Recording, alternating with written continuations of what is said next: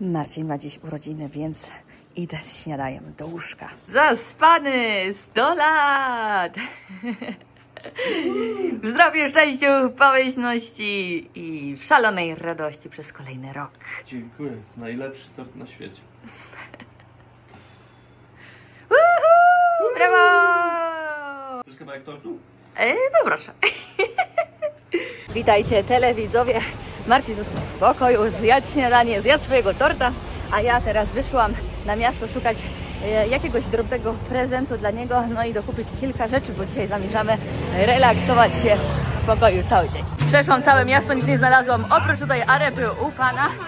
Pan mówi, że ma to najlepsze, zaraz wam pokażę. Wrzucił mi arepę z jajkiem w środku. To pierwsze co widzę, tu wycina na świeże ciasto, wycina do tego jajo świeże do środka i na olej. Pan powiedział, że mi pokaże, rozbił jajo, ma w środeczku arepa, rozcina arepę, cyk, cyk, cyk. Jajo ląduje do środka, pięknie.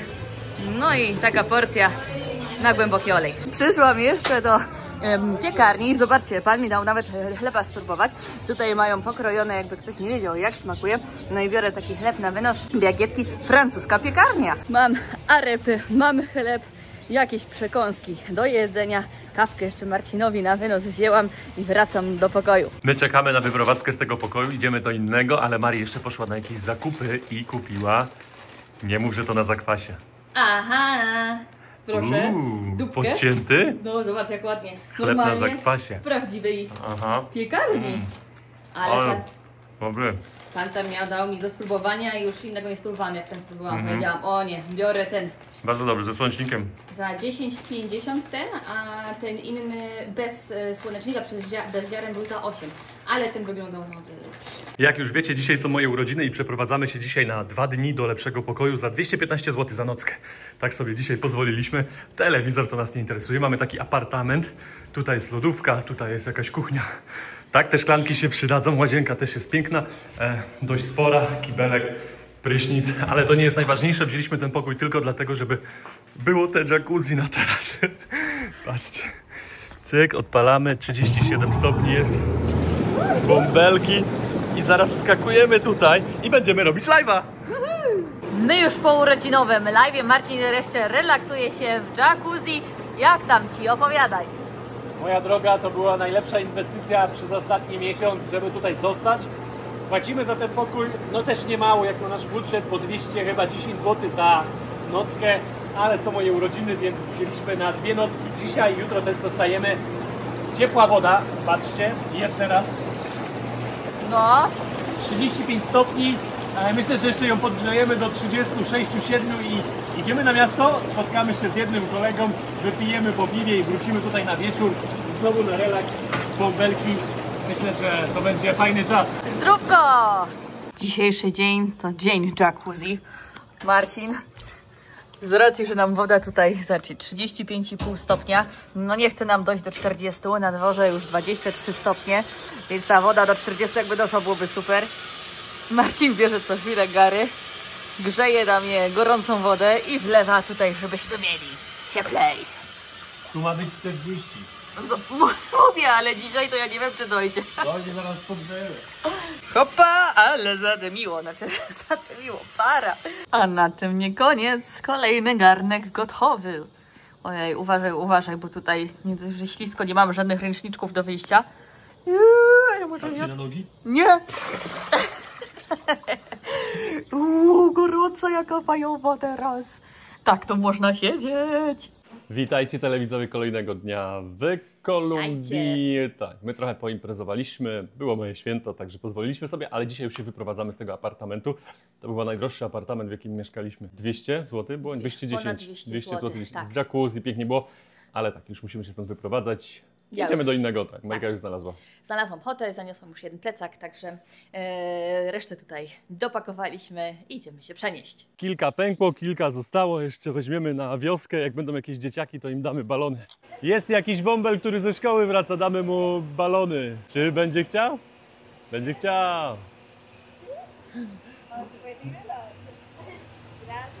Zrobiliśmy sobie krótką przerwę na śniadanie, Mari się jeszcze z psami bawi. Raczej Mari zjadła sobie bułkę, wypiliśmy kawę i zabieramy nasze toboły, idziemy dalej. Tak wygląda nasz nowy hotel, ale to nie wszystko, bo tutaj najpierw trzeba wejść do środka, a i zaraz wam pokażę, jak to w środku wygląda. A że mamy już klucze, to będzie to ułatwione, nie musimy tutaj na nikogo czekać. O proszę, tutaj jakiś stół. Tutaj też jakieś krzesła można posiedzieć. No i w środku jest to obudowane. Pokoje są tutaj dookoła. W środku jest basen. Kuchnia jest, o właśnie, kuchnia jest tutaj z tej strony. Tutaj jest basen. Ola, pani. Tak, mamy rezerwację tam, a tam wyżej jest nasz pokój. Tak wygląda nasz nowy pokój za 70 000, czyli 63 zł. Ręczniki są, bo to też nie jest standardem. Łóżko też spoko. Tutaj jeszcze lodówa, pusta, włączona, chłodzi nam się. Patrzcie, jak ładnie. Tutaj stolik. Jedyny minus to, że nie ma klimy, ale aż tutaj nie jest aż tak mega gorąco. Tutaj też telewizor duży i łazienka. Za te pieniądze. A ciepła woda jest, Mari? Nie. Nie ma. Ani ciepłej wody, ani klimatyzacji. Ale, to tam mieliśmy nie klimatyzację, mieliśmy ciepłą wodę, a płaciliśmy też 100. Mniejszy pokój, śmierdziało wilgocią, a tutaj przyjemnie i 2 okna, także jest i przestrzeń i dużo wieszaków, można się rozłożyć. I 2 wiatraki, tutaj jeden, tutaj drugi. Przenieśliśmy już się, jak widzieliście, i teraz, proszę bardzo, teraz czas na odpoczynek, a raczej bardziej na obiad, zjemy obiad. No i dzisiaj będzie też dzień pracujący, idziemy sklejać filmy. Marika będzie rolki kleić? Będę kleić, Marcin, główny film, także zobaczymy, jeśli internet na to pozwoli, bo tutaj ciężko. W tej wiosce, tak. Niby jest dobry, pokazuje, a nagle przerywa i nie da się nic pobrać. Ale jesteśmy dobrej myśli. Tak, idziemy teraz coś zjeść. Jest już nasza zupa, Marika ma taką samą, fajne miski. Są trochę nieogarnięci i zawsze jest śmiesznie, więc lubimy tutaj przychodzić. Jemy, bierzemy się za jedzenie smacznego. Co ciekawe, to jest zupa z bananem, ale to nie jest owocowa zupa, to jest normalnie zupa na słono, można tak powiedzieć, a w środku pływają banany. Ja próbuję dzisiaj swoją nowość, mięso mielone, trochę jak do spaghetti bolognese.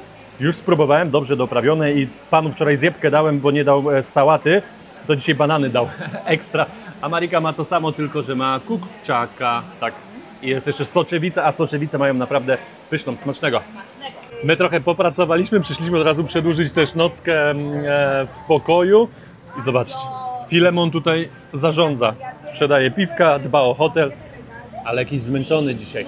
I kończy się dzisiaj kolacja na empanada. Pani ma tutaj najlepsze i najtańsze. Mari dzisiaj wzięła sobie carne, czyli wołowina i jeszcze jakieś inne dodatki też z serem. Dobra, bierzemy się za jedzenie. Witajcie telewidzowie kolejnego dnia w kolumbijskiej dżungli.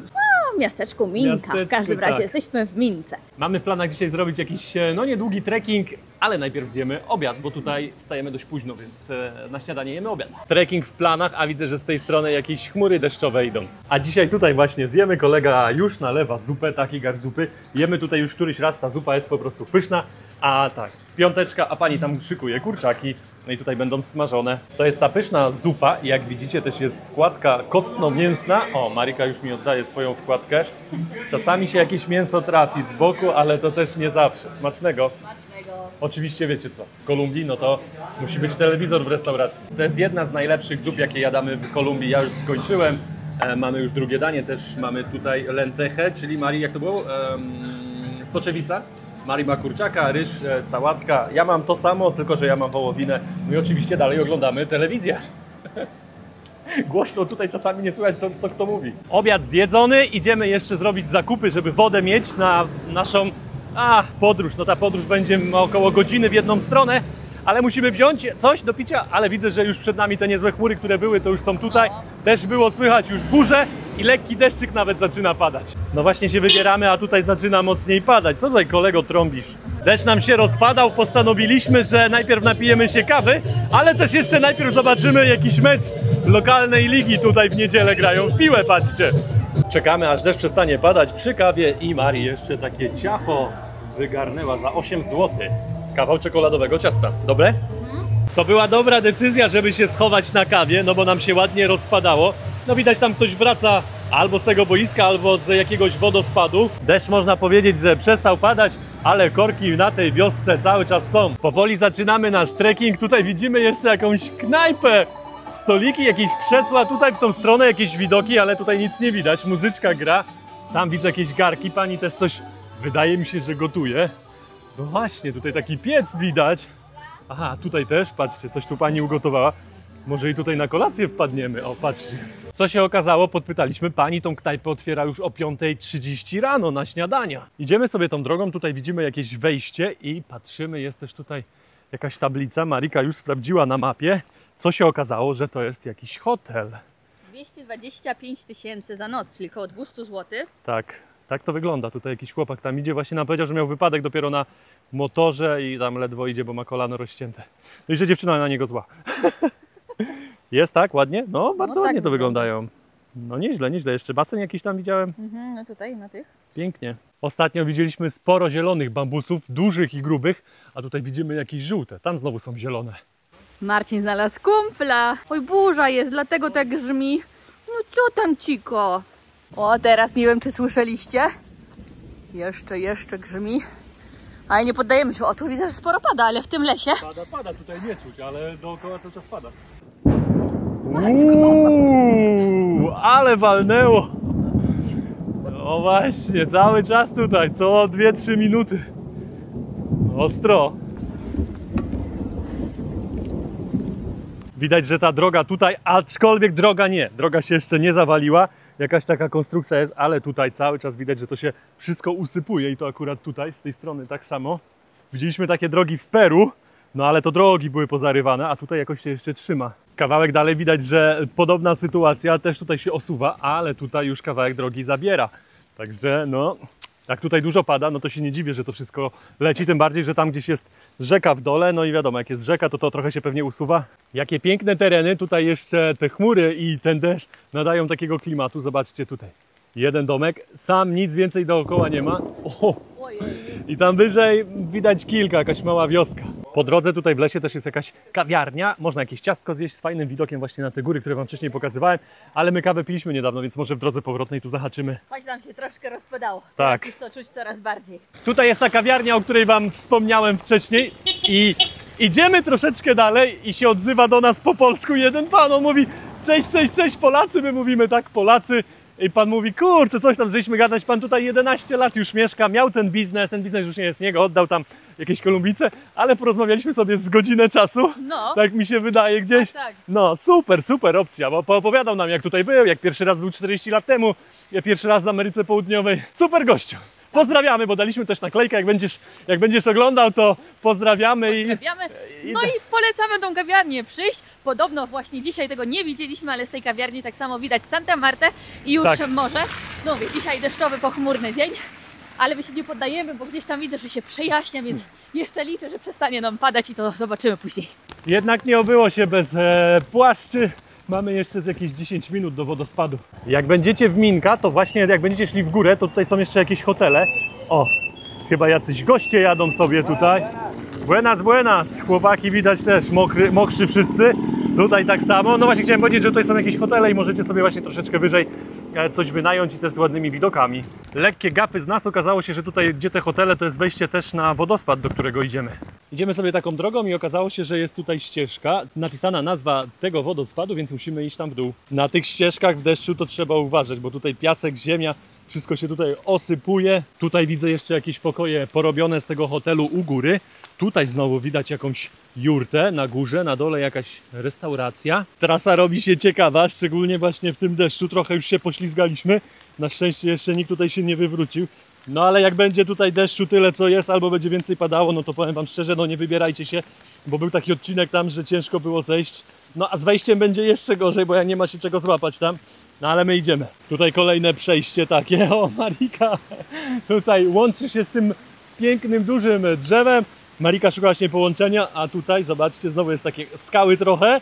No i ślisko, no jak coś to zjedziecie tam na dół. Jeszcze jakieś ostatnie schody tutaj są zrobione z kamienia i zaraz będziemy na dole. Zobaczcie, tutaj już jest rzeka. Jesteśmy już nad samą rzeką, a jeszcze kawałek zejdę, ale jak to, no to tutaj żadnego wodospadu nie widać. Tylko coś takiego sobie tutaj rzeka mocniej spływa. Teraz kawałek dalej zobaczymy, ale tutaj znowu woda tylko lekko po kamieniach spływa, no nie widać jakiegoś takiego wodospadu. Miejscowi przyjechali i idą gdzieś na drugą stronę tej rzeki. Oni dalej się tam powoli przymierzają do przejścia, jeden już przeszedł, ale wyczailiśmy, że tam jest hotel na środku. Tam można pewnie wejść i oni tam mieszkają, tak bym obstawiał. Idziemy jeszcze w jedną stronę, kawałek dalej, też jest jakaś ścieżka, ale za daleko nie dojdziemy, tak? No właśnie, Mari mówi, no bo tam się już nic nie dzieje dalej. lipa. Tutaj jest ta rzeka, zobaczcie, my patrzymy, ale co tutaj leci? A tu wodospad jest. No nie widać go za mocno, ale widać jest. My tą ścieżką tutaj za Mariką szliśmy, a tego nie zobaczyliśmy, że on tutaj ścieka sobie. Więc my śladami miejscowych, bo oni wiedzą co robią, ściągamy buty i idziemy na drugą stronę. Buty ściągnięte, tak, moje, Mariki, no to idziemy.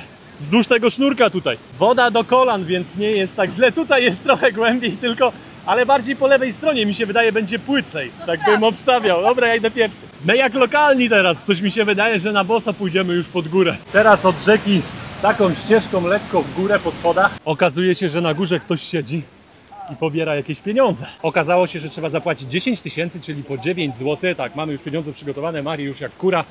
Wchodzimy, płacimy, właśnie, bo tu pan siedzi i pilnuje. A teraz z powrotem w dół. Widzę, że tam jest coś przygotowane. Tutaj jest ta rzeka, którą widzieliśmy z tamtej strony. Tu jest basen zrobiony, taki naturalny, a tutaj jest ten wodospad. Rzeczy zabezpieczyliśmy płaszczem przeciwdeszczowym. My tak przygotowani, że Marcin nawet slipek, oj, powoli nie wziął.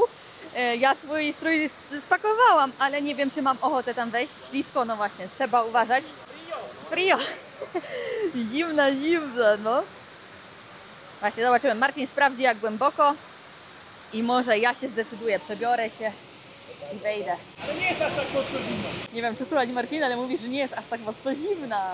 Marcin krzyczy, że nie ma gruntu. Oj, dlatego ta bojka tam z lewej strony leży. Ale relaksik. I to jeszcze sam jest teraz w basenie. Marcin już wyszedł z wody zadowolony. Ale jest taka buda zrobiona, można sobie gacie zmienić. Nawet nie byłem sobie zmienić gacie. No będę w spodenkach bez gaci, bo nie wziąłem spodenek do pływania.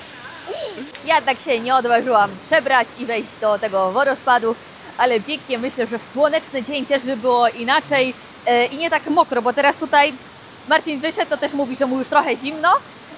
I nie wzięliśmy żadnego ręcznika nawet tak na przebranie, na wytarcie się, ale fajna miejscówka.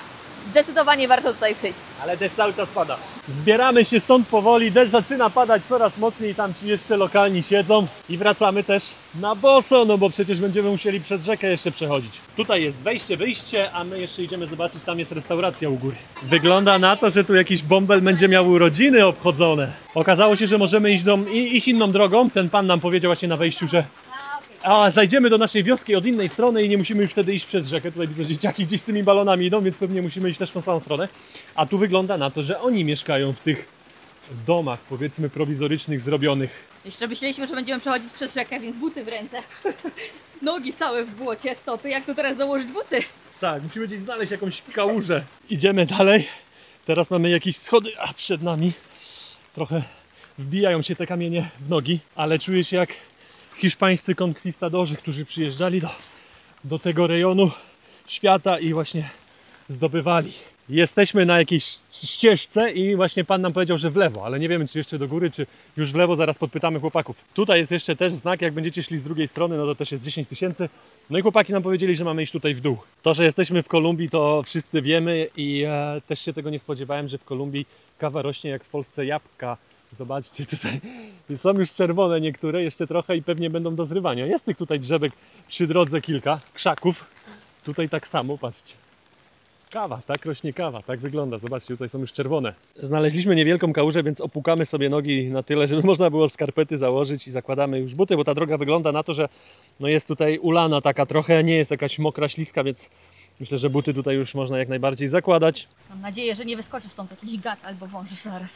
To ja zawsze mam, jak wchodzę do takich wodospadów, tak jak dzisiaj są te baseny i zawsze sobie myślę, że tam anakonda jakaś pływa, no bo z Indiana Jones różne rzeczy można było tam podglądać, także no tutaj raczej nie będzie. Jesteśmy, mamy już buty, idziemy powoli do naszej miejscowości. Po drodze mijamy jakieś kolejne domy, zobaczcie tutaj na palach.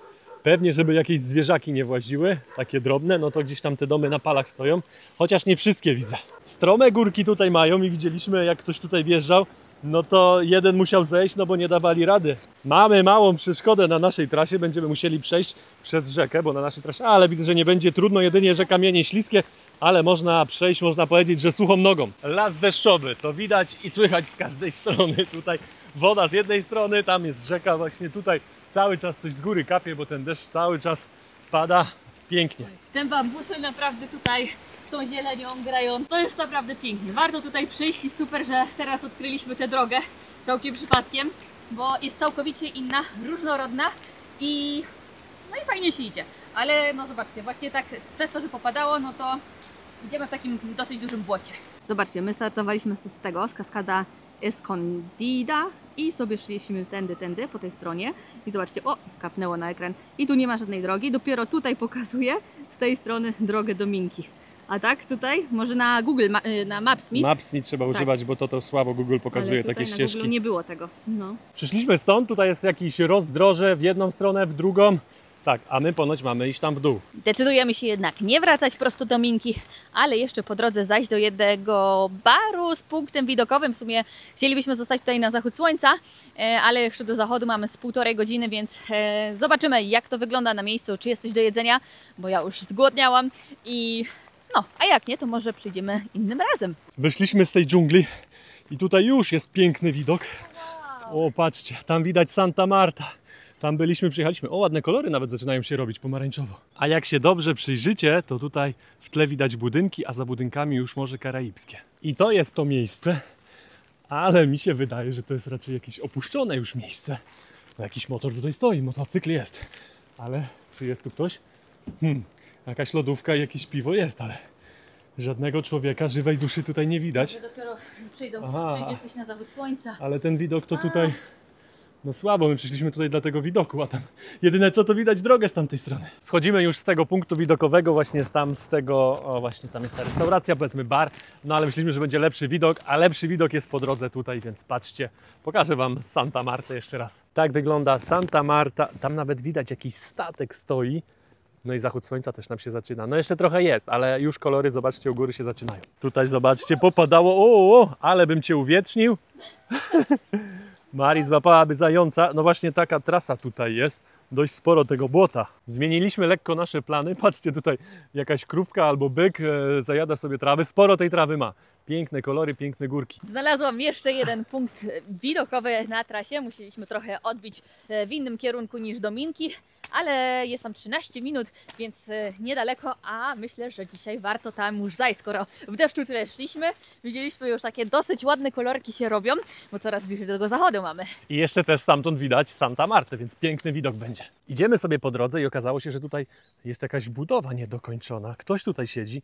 Tak bym obstawiał, że lokalni. Tam mielibyśmy iść jeszcze pewnie ponad z 10 minut, a tu wydaje mi się, że jest jeszcze lepiej i że można sobie posiedzieć i popatrzeć na ten piękny widok, na tą Santa Martę. Zaraz podejdę bliżej, zobaczę, gdzie jest Minka, gdzie my mieszkamy.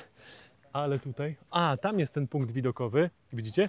Na środku, tak mi się wydaje, bym obstawiał. A tutaj możemy sobie posiedzieć i też podziwiać. Patrzcie, Santa Martę widać całą, będziemy czekać na zachód słońca. I tyle z mojego siedzenia. Mari jednak mnie wyciągnęła, żeby pójść na tamten punkt widokowy. A co, jak już tu jesteśmy, to jest 500 metrów, to już się przejdziemy, zobaczymy jak tam jest.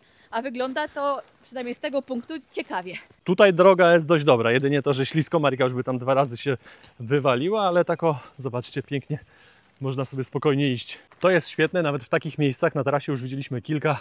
Są kosze porobione, no i patrzcie, akurat ten jest pusty, ale spoko, bo ktoś to pewnie opróżnia co jakiś czas i ludzie też nie śmiecą, jest napisane, żeby nie śmiecić, no i zawsze może ktoś sobie tutaj coś wyrzucić. I faktycznie dosyć czysto tutaj jest.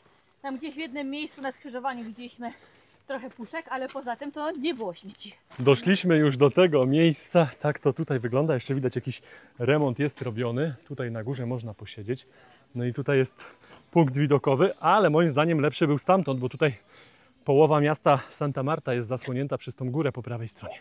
Ale widok, jeżeli chodzi o zachód słońca, to będzie podobny. Udało mi się ostatnio odpalić drona. Dron zaczął działać, potrzebował różnych aktualizacji. Zobaczcie, dzieciaki się zbiegły teraz i nagrywamy widoki. Piękne widoki. O, ale zieleń soczysta. Wow. No a to widok, który my teraz widzimy. Coraz piękniejsze te kolory. Weszliśmy na górę i zobaczcie, jaki tutaj będzie piękny zachód słońca. Do tego zachodu słońca zamówiliśmy sobie kawę. Mam tutaj z mlekiem. To nie jest jakieś cappuccino, po prostu zwykła kawa zalana mlekiem. A Marika sobie zamówiła brownie z lodami, proszę bardzo. Za mało dzisiaj brownie było. Tak, było dzisiaj ciacho. Ostatnie spojrzenie na ten zachód słońca, piękny zachód słońca dzisiaj i idziemy już na dół, idziemy zapłacić. Tak, mamy nasze Polish Tutaj kolega mówi, że my z Rosji, ale poprawiłem go, bo był w błędzie. Tak, płacimy i wracamy. Miało być ostatnie spojrzenie tam z góry, ale tutaj będzie jeszcze ostatnie spojrzenie z dołu.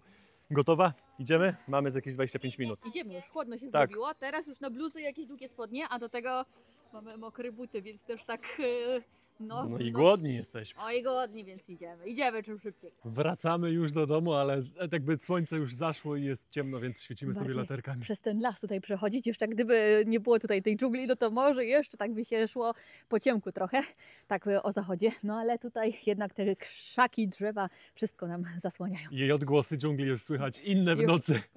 Więc czym prędzej. Tu mamy kawałek jakiegoś domku.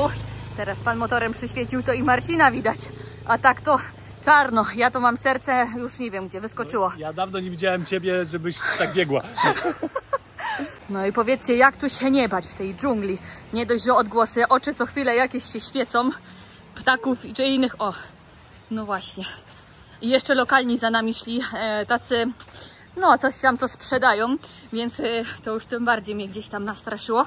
Ale nie poddajemy się, idziemy, biegniemy do miasta. Wygląda na to i nawet słychać gdzieś tam muzykę, że dochodzimy powoli do naszej wiochy. I patrzcie, tutaj po drodze za 25 000 można dostać łóżko. Podejrzewam, że to będzie łóżko hostelowe, ale to i tak to wychodzi 22,50 za coś takiego. Także mi się wydaje, że spoko opcja. I też mają jakieś prywatne pokoje, też widzę. No, pewnie też nie za dużo więcej. Myślę, że za jakieś 50-60 tysięcy za pokój prywatny. Wchodzimy powoli do naszej wioski od drugiej strony, no bo jak wtedy Wam mówiliśmy, że nie przekroczyliśmy rzeki jeszcze raz, tylko poszliśmy w drugą stronę, no to my teraz wchodzimy do naszej wiochy w ogóle totalnie od drugiej strony. A że już dochodzimy właśnie do miasta i tutaj pani podaje najlepsze empanadas w mieście, to bierzemy sobie z wołowiną. Przyszliśmy jeszcze do sklepu, do takiego warzywniaka, bierzemy pomidory i cebulę. Będzie szakszuka dzisiaj grana. A, jajka jeszcze trzeba wziąć. Jajka też już dobrane, mamy już wszystko do gotowania, bierzemy i idziemy do pokoju. Doszliśmy już do hotelu, zabieramy się za gotowanie. Ja dzisiaj wstawiłam sobie garnek, żebym miała ciepłą wodę do kąpania, bo tutaj leci woda, jeszcze tak zimnej to się nie myłam. Ona jest lodowata jak rzeki. No, a dzisiaj po prostu po tym trekkingu czuję, że potrzebuję cieplejszej wody, żeby jakieś tutaj przeziębienia nie było, tym bardziej, że w mieście się dosyć ochłodziło po tym deszczu. Przygotowujemy, Marcin tutaj już nacina pomidory do sparzenia, będzie szakszuka robiona dzisiaj. A wyszliśmy o 14 godzinie po tych deszczach wszystkich, mamy 19:25, także taki trekking zrobiliśmy około, myślę, 10 km, niecałe. No i to tak w czasie się rozłożyło, że nawet po południu zdążyliśmy coś zrobić i fajnie, że ta trasa była też taka urozmaicona. Buty dzisiaj uwalone po tym trekkingu, tak, uwalone i mokre. Już jednego sobie wyczyściłam, a zobaczcie, drugi jaki w błocie. Twoje, Marcin, stoją na zewnątrz jeszcze, tak, czy nie? To też może je przetrę, no bo to już raz nam zaschły takie błoto, no i później ciężko to było wszystko doczyścić, a tak to przynajmniej jeszcze jak mokre, to może trochę przez noc podeschną, kto wie. Buty już wyczyszczone, mam nadzieję, że jutra będą suche i teraz idę zobaczyć, jak tam Marcin sobie radzi w kuchni. Jak tam, kucharzyku? No, lecę z czosnkiem teraz. Cebulę mieliśmy tak wielką, że tutaj jest pół patelni samej cebuli. Tak? No. I to jest cała cebula, tą, którą mieliśmy? Tak, to jest jedna cebula. A pomidory widzę, że już sparzone, skórka ładnie będzie odchodziła. I co, jak tam moja woda, sprawdzałeś? No, ta już jest dość ciepła, a tu jeszcze Ci gotuję, będzie wrzątek, doleję i będzie szybciej. Dziękuję. Marcin już mi przyniósł garę wody na oko z 7 litrów. Wskakuje pod prysznic. Pomidory sparzone, zobaczcie, tutaj już się cebula smaży, mam też pocięty czosnek, który zaraz wleci, a to są te pomidory już bez skóry. Pomidory już pokrojone lądują na patelnię, jeszcze dwa mi zostały. Będzie to musiało się poddusić, trochę woda odparuje, dodamy jeszcze przecier, bo mamy i wtedy dodamy jajka i będzie gotowa. Wszystko już jest na patelni oprócz jajek, czyli pomidory, cebula, czosnek i do tego jeszcze taki przecier. No i oczywiście jeszcze przyprawy. Są i jajka, zobaczcie, zaczynają się ścinać. My to lubimy, różne są metody. My lubimy sobie środek zostawić taki, żeby można było bułę później maczać, a jaja są dookoła. Tak się prezentuje nasza szakszuka. Żółtka trochę się ścięły, ale dobra. Dobra, bierzemy to do pokoju, patelnię z dechą. To już wszystko w dzisiejszym odcinku. Wielkie dzięki telewidzowie, że jesteście. My się tu męczymy w lekkim korku, ale tak, wy macie fajny film, więc dzięki, że oglądaliście i do zobaczenia w następnym odcinku. Nie zapomnijcie o komentarzu, subskrypcji, jeśli tego nie robicie, i udostępnieniu. Dokładnie. Mua! Pa!